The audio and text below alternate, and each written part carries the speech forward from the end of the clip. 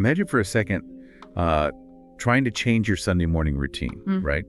And then realizing that doing so could literally cost you your family, your heritage, and like your actual citizenship. Yeah, that's heavy. Right. You wouldn't just be picking a different church. You'd be tearing up the fabric of your entire identity. And, for 80 million people at the crossroads of Europe and Asia, that's not some abstract hypothetical. It is the absolute law of the land. Right, and when you view the world through that lens, you realize that geopolitical borders aren't just lines on a map. I mean, they're highly pressurized ecosystems. Yeah. The people living inside them are navigating these tectonic, cultural, and political shifts every single day. And the choices they make, well, they have life-altering consequences. Man, that is the perfect framing for what we're doing here today. So welcome to the Missions Connect Deep Dive podcast. This deep dive is built to be a tool, really, to prepare your mind and your heart for the coming week. You can just consider this your companion guide for the weekly preview for week 31, which runs from July 27th through August 2, 2026. And for anyone who's jumping in with us for the first time on the Missions Connect app, we really focus on the most unreached and most strategic prayer topics in cross-cultural missions.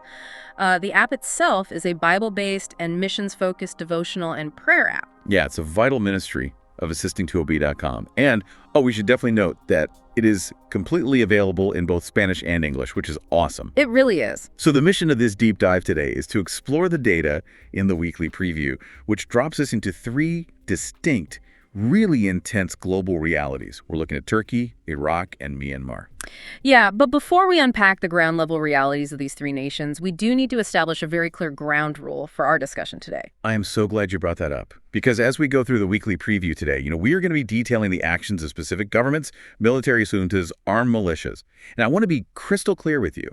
We are not taking political sides here. No, not at all. We are simply and impartially reporting the facts and the data provided to us. Like, our goal is just to convey the factual realities that believers are facing on the ground, completely independent of any partisan politics.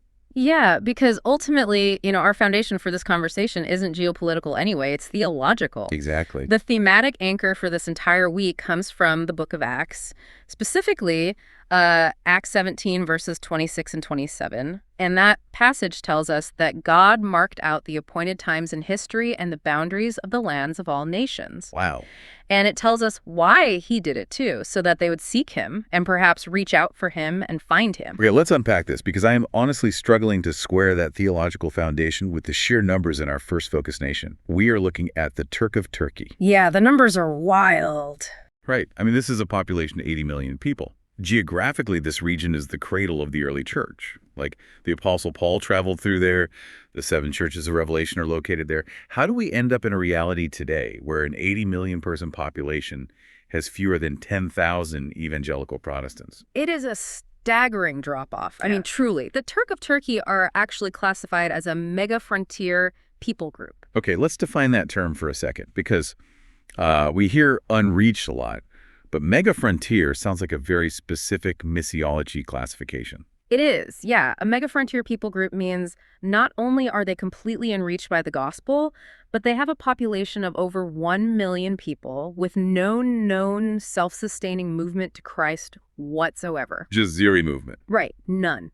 In Turkey, less than 0.2% of the population are Christian adherents. And to understand the mechanism behind why the numbers are so low, you really have to rewind the clock about 6 centuries to the Ottoman Empire. Because the Ottomans didn't just conquer territory, right? They fundamentally fused religious identity with state identity. Exactly. They engineered society around it. Under the Ottoman system, Islam was not just, a private religious belief held by the rulers.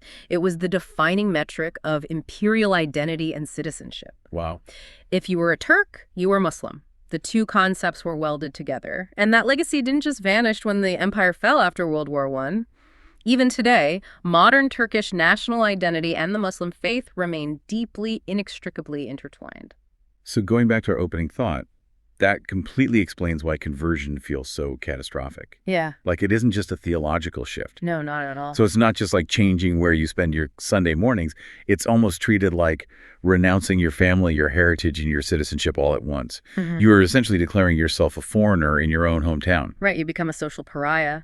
But that intense cultural pressure is also backed by this quiet, highly systematic government pressure, too. The evangelical Protestant church in Turkey is tiny. Many of those 10,000 believers are forced to meet in small apartment churches, and they operate under active government surveillance. And the government has developed very specific administrative tools to suffocate these communities, too. The weekly preview highlights something called the N82 security code. And on paper, it sounds like this mundane, bureaucratic label. But the reality of how this functions is just chilling. It really is. I mean, think about the mechanics of the N82 code. It isn't a dramatic midnight raid. It is administrative exile. Right. The government quietly tags a Christian worker, usually a foreigner who's supporting local believers, with this N82 designation in their system, basically branding them a threat to national security.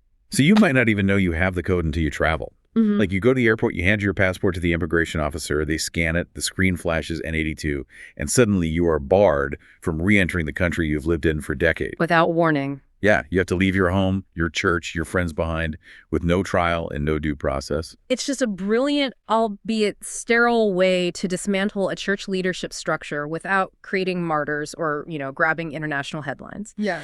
And as of January 2026, ADF International, which is a prominent legal advocacy group, is actually advocating for 17 of 20 of these expulsion cases in front of the European Court of Human Rights.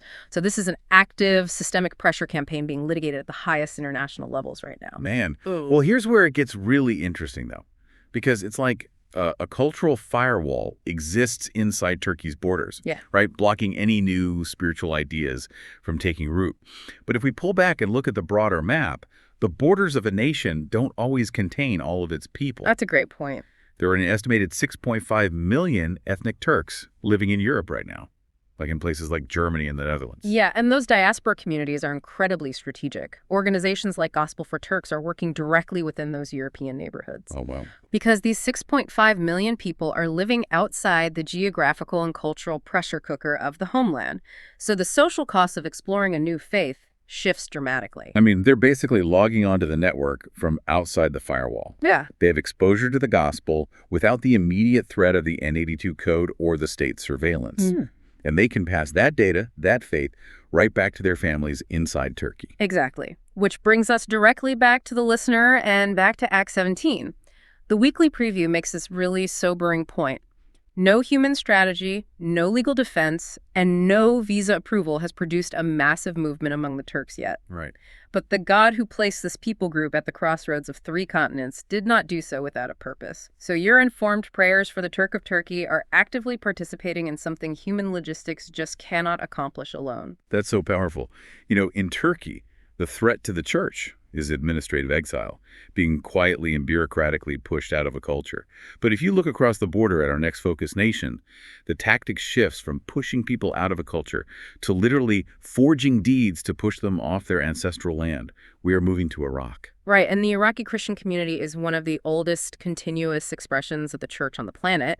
I mean, we're talking about Assyrian, Chaldean, and Armenian Christians who trace their spiritual lineage all the way back to the apostolic era. Which is just incredible to think about. It is. A century ago, there were 1 million Christians in Iraq. Today, in 2026, that number has plummeted to somewhere between 250,000 and 300,000. Wow.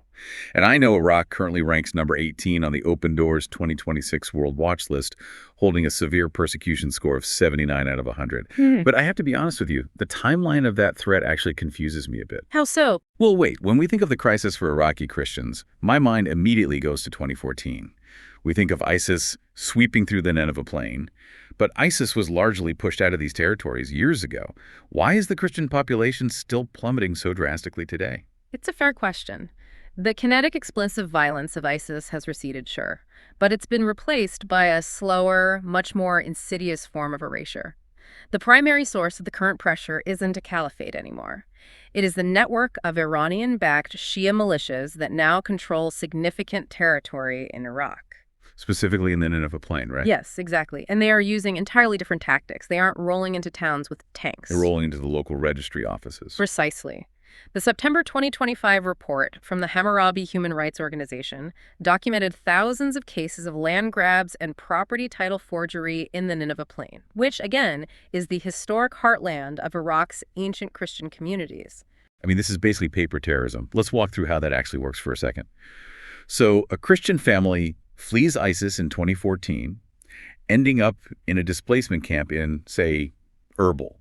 A few years later, they hear their town is liberated. Right. So they travel back to the farm their family has held for centuries, only to find a totally different family living there. And that new family is holding a legal government-stamped property deed that has been entirely forged by a militia. Yeah. And good luck getting a local court, which might be intimidated by that same exact militia, to overturn the forged deed. It's just impossible. It's systemic, bureaucratic displacement. Yeah. Because of this exact mechanism, fewer than half of the Christians who were displaced by ISIS between 2014 and 2017 have actually returned home. I mean, you can't return if your land has been legally stolen out from under you. That's heartbreaking. And the squeeze is happening from multiple directions, too, because it isn't just the militias in the Nineveh Plain. You have Turkish and Iranian military operations happening further north in Iraqi Kurdistan. Yeah, and those operations are specifically targeting the PKK, which is a Kurdish militant political organization that's been in a long-standing conflict with the Turkish state. But the Christian villages are just caught in the crossfire. Constantly. Those military strikes aimed at the PKK regularly damage Christian villages in the region, which forces even more evacuations. And we can't forget that the threat of terrorism hasn't totally vanished either. Just last year, in April 2025, an ISIS-linked attacker struck an Assyrian New Year parade. Oh, man. Yeah, injuring Christians who were just trying to celebrate a cultural holiday publicly. So you have military airstrikes destroying villages to the north, you have militia land grabs stealing generational wealth in your hometown, and then the lingering ghost of ISIS targeting your public holidays. It just paints this vivid picture of a community being systematically squeezed out of existence. It really does. But what's fascinating here is the response of the leadership. Despite every logical human reason to pack up and emigrate to Europe or North America, pastors in Baghdad, Erbil, and the Nineveh Plain are actively choosing to stay. They are refusing to let a 2,000-year-old light go out. They continue to gather, to worship, and to lead. They are completely holding the line. But, you know, the weekly preview points out that the survival of this ancient church really hinges on the younger generation. Yeah. Like, will they stay or will they emigrate? And honestly, how can you blame a young person for wanting to leave a place where their family's land was stolen by paper terrorism and they just can't see a safe economic future? You can't blame them at all. I mean, that is exactly why the intercession of the listener is so critical right now. We really need to be praying for property restitution. We need to pray that the Iraqi government will actually enforce its own laws on behalf of its Christian citizens. Giving that younger generation a tangible reason to stay. So we are praying to provide a lifeline, really, so that this ancient community doesn't just disappear in silence while the world looks away. Mm-hmm. Now, in Iraq, we see believers enduring forged deeds and systemic theft. But as we look at our final focus, we are moving to a place where choosing to stay means trying to survive active, kinetic warfare and relentless military airstrikes. Yeah. We are turning our attention to Myanmar. Yeah, and the situation in Myanmar is incredibly grim. Following the military coup in February of 2021, the country has just descended into its 5th year of a brutal civil war. There is no ceasefire, and there is no credible peace process in sight. Yeah, the numbers provided in the weekly preview are just staggering. I mean, there are currently 3.7 million people internally displaced. In 2025 alone, military airstrikes killed at least 982 civilians. It's awful. That is a 52% increase from the previous year. And heartbreakingly, 232 of those killed were children. We were talking about civilians of every faith living without adequate food, medicine, or basic safety. But within this broader humanitarian nightmare, there's a very targeted layer of violence occurring. The data from reports by the House of Commons Library and the ACLE 2026 Conflict Index show that churches and religious sites are being explicitly, intentionally targeted by the military junta. Which is why Myanmar now ranks number 14 on the Open Doors list. Exactly. We have specific documented tragedies from just this year, 2026. In January, an airstrike destroyed the Zupra Kachin Baptist Church, killing 6 people. In March, St. Patrick's Cathedral in Banma was torched. And then in April, airstrikes in Chin State destroyed 3 churches and killed a local pastor. Yeah. But we need to unpack the why here. Like, why is the military, known as the Tatmadaw, using expensive airstrikes to blow up small Baptist churches in the jungle? It really comes down to the deep intersection of ethnic and religious identity in Myanmar. The central government and the military leadership are historically Bamar, which is the majority ethnic group, and they are predominantly Buddhist. They've always viewed the ethnic minority groups living in the borderlands, like the Chin, the Kachin, and the Karen peoples, as these threats to national unity. And those specific ethnic groups happen to have very high Christian populations. Christians only make up about 6% of Myanmar's total population, but they are heavily concentrated in those exact states. Right, so when the military looks at a church building in Chin's state, they don't just see a place of religious worship. They view it as a community organizing hub for ethnic resistance. Wow. Because Christian identity and ethnic minority identity are so closely overlapped, the junta treats the church as a synonymous rebellion. It's really a systematic dismantling of religious infrastructure to break the morale of the ethnic populations. That is so heavy. But reading through the weekly preview, what stands out so clearly is that the believers in Myanmar aren't just acting as victims. They're acting as spiritual and physical first responders. Yes. If we connect this to the bigger picture, this is what it looks like to be the hands and feet of Christ in a literal war zone. The church in Myanmar is serving as a frontline humanitarian presence. Yeah. Believers are right there in the displacement camps. They are in the jungle clearings where people are hiding from the airstrikes. Beyond hiding their faith, they are sharing whatever meager food they have. They're praying over the sick and the wounded. And, the most incredible part is that they are doing this for neighbors of every faith. Every faith. They are holding out the peace of Christ to Buddhist neighbors, to animist neighbors, people who have absolutely nowhere else to turn, people who have lost their homes, their livelihoods, and their family members to the junta's violence. The church in Myanmar is a profound, active witness in the absolute darkness of a civil war. Which gives us a very clear mandate for our prayers this week. We need to pray for every displaced person in Myanmar, regardless of their religious background. We need to pray for an immediate end to the airstrikes on civilians and churches. And we really must pray that the international community will apply sustained pressure on the military junta to just stop the violence. Absolutely. We are praying for peace, and we are praying for the supernatural strength of a church that is bearing an unimaginable burden right now. Yeah. Well, we have covered an immense amount of ground today. From the administrative exile and cultural complexities of Turkey, to the systemic paper terrorism in Iraq, to the active war zones and ethnic targeting in Myanmar. It's a lot. It is a lot.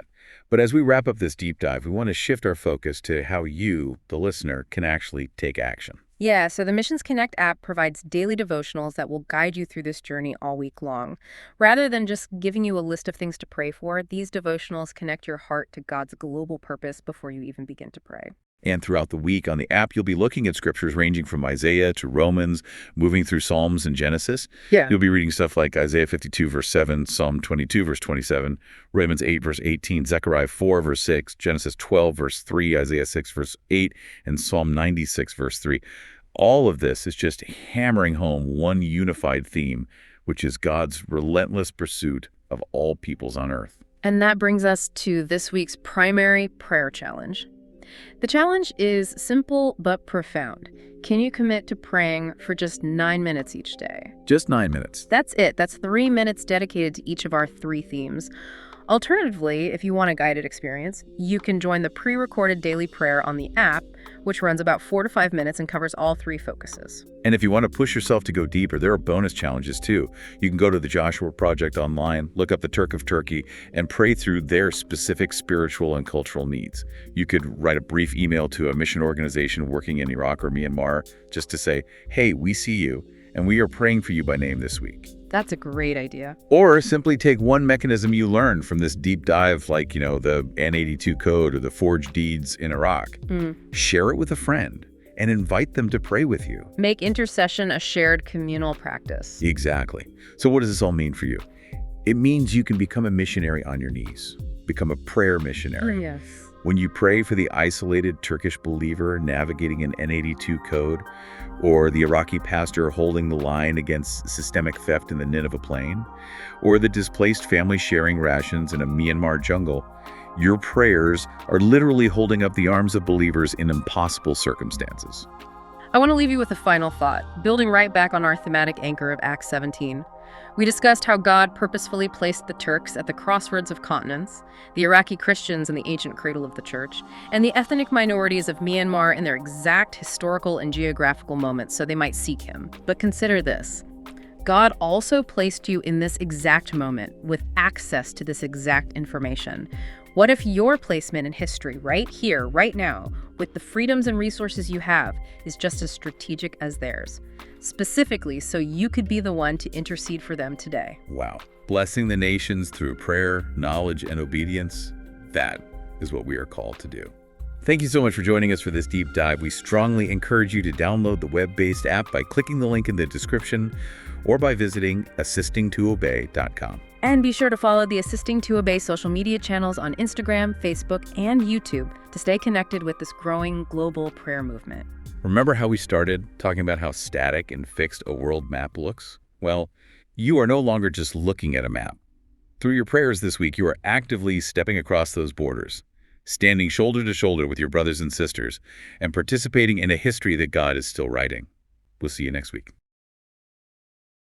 So, you want a faith that actually matters, right?